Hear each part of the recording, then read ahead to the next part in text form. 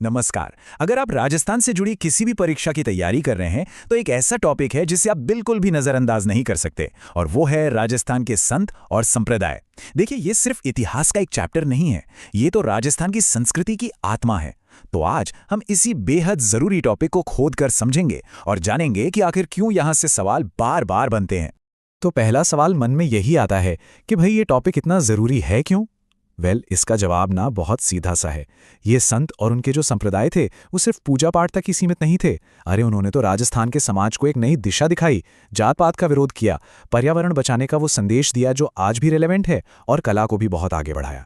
तो सीधी सी बात है, इन्हें समझे बिना राजस्थान की समझ हमेशा अधूरी रहेगी। और देखिए, ये मैं सिर्फ कहने के लिए नहीं कह रहा हूँ। जरा पिछले सालों के पेपर्स पे एक नजर डालिए, ये पैटर्न आपको साफ साफ दिख जाएगा। 2012 में देखिए, दादू संप्रदाय की शाखाओं से सवाल था। तो 2008 में पुष्टि मार्ग और संत रानाबाई पर आप देख सकते हैं। निरंजनी संप्रदाय हो या संत जाम्बोजी, लगभग हर बड़े संत या संप्रदाय से सवाल आ चुके हैं। ये पैटर्न चीख चीख कर बता रहा है कि भाई, यहां से सवाल आना लगभग तय है।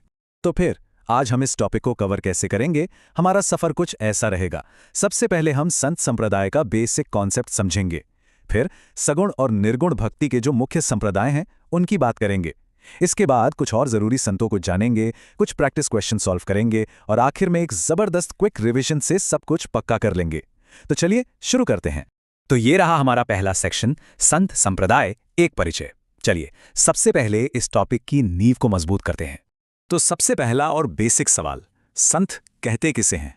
देखिए, बहुत ही सरल भाषा में संत वो आध्यात्मिक गाइड हैं जो हमें मोक्ष यानी इस जीवन मृत्यु के चक्कर से बाहर निकलने का रास्ता दिखाते हैं। ये वो लोग थे जिन्होंने समाज की उलझनों से ऊपर उठकर एक सरल और सच्ची आध्यात्मिक जिंदगी का रास्ता दिखाया। और अगर संत रास्ता दिखाने वाले हैं तो फिर संप्रदाय क्या है? संप्रदाय है वो रास्ता, किसी संत के विचारों और उपदेशों पर बना हुआ एक सिस्टम, एक पंथ, जिसमें कुछ खास नियम होते हैं, कुछ सिद्धांत होते हैं। तो संत हो गए व्यक्ति और संप्रदाय हो गई उनकी विचारधारा। अब आता है सबसे जरूरी कॉन्सेप्ट जो इस पूरे टॉपिक की जड़ है, भक्ति के दो रास्ते, सगुण और निर्गुण। देखिए, सगुण का मतलब है गुणों के साथ, मतलब यहां ईश्वर का एक रूप है, एक आकार है, उनकी मूर्ति बनाकर पूजा की जाती है, जैसे भगवान राम या कृष्ण। वहीं दूसरी तरफ निर्गुण का मतलब है गुणों से परे, यानी जिसका कोई रूप रंग नहीं है, जो निराकार है। यहां कोई मूर्ति पूजा नहीं होती, बस एक परम सत्य पर जोर दिया जाता है। ये फर्क याद रखना बहुत बहुत जरूरी है, क्योंकि राजस्थान के सारे संप्रदाय इन्हीं दो धाराओं में बटे हुए हैं। सेक्शन 2, प्रमुख सगुण भक्ति संप्रदाय। तो चलिए अब उन संप्रदायों की बात करते हैं जो ईश्वर के साकार रूप यानी मूर्ति रूप की पूजा करते हैं। सगुण भक्ति में सबसे पहले बात आती है रामानंदी संप्रदाय की। जैसा कि नाम से ही जाहिर है, ये भगवान राम को पूजते हैं।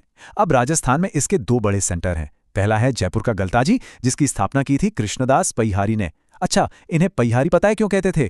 क्योंकि ये सिर्फ पेय यानी दूध पीकर ही रहते थे। गलताजी को उत्तर तोतादरी या मंकी वैली भी कहा जाता है। दूसरा केंद्र है सीकर का रेवासा, जहां अग्रदास जी ने भक्ति की रसिक धारा शुरू की।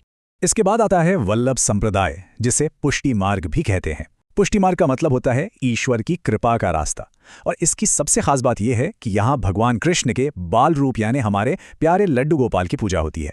इसका सबसे बड़ा सेंटर है राजसमंद में श्रीनाथ जी का विश्व प्रसिद्ध मंदिर, जहां की पिछवाई पेंटिंग्स पूरी दुनिया में फेमस हैं। इस संप्रदाय ने न सिर्फ भक्ति बल्कि कला और संगीत को भी खूब बढ़ावा दिया। अब बात करते हैं निम्बार्क संप्रदाय की। इनकी खासियत यह है कि ये राधा और कृष्ण की अलग अलग नहीं बल्कि एक साथ युगल रूप में पूजा करते हैं। इनका दर्शन थोड़ा सा कॉम्प्लेक्स है, द्वैताद्वैत। आसान भाषा में इसका मतलब है कि आत्मा और परमात्मा एक भी हैं और अलग भी। इसका मुख्य केंद्र अजमेर में किशनगढ़ के पास सलेमाबाद में है, और राजस्थान में इसे फैलाने का श्रेय संत परशुराम जी को जाता है। सगुण संप्रदायों में अगला नाम है गौड़ीय संप्रदाय, जिसे चैतन्य महाप्रभु ने बहुत लोकप्रिय बनाया। राजस्थान में इसका गहरा असर जयपुर और करौली के राजघरानों पर पड़ा। जयपुर का गोविंद देव जी मंदिर और करौली का मदन मोहन जी मंदिर इसी संप्रदाय के मुख्य केंद्र हैं। और सबसे मजेदार बात यह है कि जयपुर के राजा खुद को शासक नहीं बल्कि गोविंद देव जी का दीवान यानी उनका मंत्री मानकर राजकाज चलाते थे। सोचिए, भक्ति का असर शासन पर कितना गहरा था। तो यहां एक छोटा सा ब्रेक लेते हैं। उम्मीद है सगुण भक्ति के ये सारे रूप आपको अच्छे से समझ आ गए होंगे। इन्हें समझना इसलिए भी जरूरी है क्योंकि ये राजस्थान की कला, संगीत और रोजमर्रा की जिंदगी में भी गहराई से बसे हुए हैं। और हाँ, अगर आपको लग रहा है कि हमारी ये मेहनत आपके काम आ रही है तो चैनल को सब्सक्राइब करना बिल्कुल ना भूलें, ताकि कोई भी इंपॉर्टेंट टॉपिक मिस ना हो। साथ ही इस सेशन के नोट्स और दूसरे अपडेट्स के लिए हमारा टेलीग्राम चैनल भी जरूर ज्वाइन कर लें। चलिए अब आगे बढ़ते हैं भक्ति की दूसरी धारा यानी निर्गुण भक्ति की तरफ। सेक्शन 3, प्रमुख निर्गुण भक्ति संप्रदाय। अब हम उन संतों की बात करेंगे जिन्होंने ईश्वर के किसी रूप रंग की नहीं बल्कि निराकार परम सत्य की उपासना की और समाज सुधार पर बहुत जोर दिया। और जब भी निर्गुण भक्ति की बात होती है ना, तो एक नाम सबसे पहले दिमाग में आता है। वो हैं संत दादू दयाल, जिन्हें बहुत सम्मान के साथ राजस्थान का कबीर भी कहा जाता है। अब ऐसा क्यों कहते हैं, चलिए आगे समझते हैं। संत दादू दयाल ने ही दादू पंथ की स्थापना की थी। उनका जन्म तो अहमदाबाद में हुआ, पर उनकी कर्मभूमि पूरा राजस्थान रहा। उनकी जो मुख्य गद्दी है वो जयपुर के पास नरैना में है। अब इन्हें कबीर क्यों कहते हैं? क्योंकि कबीर की तरह ही इन्होंने भी मूर्ति पूजा और जातिवाद का जोरदार विरोध किया। इनके सत्संग की जगह को अलख दरीबा कहते हैं और इनकी सारी शिक्षाएं दादूरा दूहा नाम के ग्रंथ में मिलती हैं। अब ये जो स्लाइड है ना, इस पर तो आप स्टार मार्क कर लीजिए, क्योंकि दादू पंथ की शाखाओं से सवाल बनते ही बनते हैं। खालसा शाखा सीधे मुख्य पीठ नारायणा से जुड़ी है। नागा शाखा के साधु असल में योद्धा थे। उस समय की राजनीतिक अस्थिरता को देखते हुए पंथ की रक्षा के लिए इन्हें हथियार उठाने पड़े। फिर विरक्त और उत्तरादे थे, जो घूम घूम कर दादूजी का संदेश फैलाते थे, और खाकी साधु अपने शरीर पर भस्म लगाते थे। अगला बड़ा संप्रदाय है जसनाथी संप्रदाय। और इनकी सबसे बड़ी पहचान क्या है? इनका हैरत अंगेज अग्नि नृत्य यानी फायर डांस। सोचिए, ये लोग फतेह फतेह का नारा लगाते हुए धधकते अंगारों पर नाचते हैं। बीकानेर का कथरियासर गांव इनका मुख्य केंद्र है। जसनाथ जी ने अपने फॉलोअर्स के लिए 36 नियम बनाए थे और इनके मुख्य ग्रंथ हैं सिंभूदड़ा और कोंडा।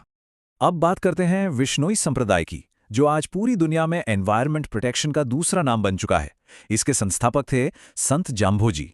उन्होंने अपने अनुयायियों को 29 नियम दिए, यानी 20 और 9, और इसी से नाम बना बिश्नोई। और इन 29 नियमों में से ज्यादातर नियम सीधे सीधे पर्यावरण और जानवरों की रक्षा से जुड़े हैं।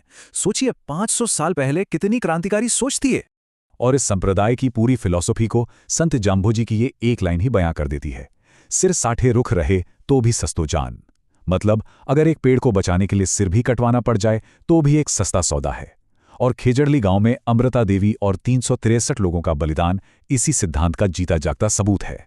इसके बाद आता है राम स्नेही संप्रदाय। अब नाम में राम सुनकर कंफ्यूज मत होइएगा, ये निर्गुण भक्ति करते हैं। यहां राम का मतलब दशरथ के पुत्र राम से नहीं, बल्कि उस निराकार ब्रह्म से है जो कण कण में बसा है। इस संप्रदाय की 4 मुख्य पीठ हैं और परीक्षा में अक्सर इन चारों के संस्थापक और जगह का मिलान करने वाले सवाल आते हैं। मुख्य पीठ शाहपुरा में है और बाकी 3 रैण, सिंगथल और खिड़ापा में। इस टेबल को बहुत ध्यान से याद करना है। निर्गुण संप्रदायों में एक और जरूरी नाम है निरंजनी संप्रदाय। इसके संस्थापक संत हरिदास जी की कहानी बहुत ही दिलचस्प है। संत बनने से पहले वो एक डाकू हुआ करते थे, लेकिन फिर उनका जीवन ऐसा बदला कि उन्हें कलयुग का वाल्मीकि कहा जाने लगा।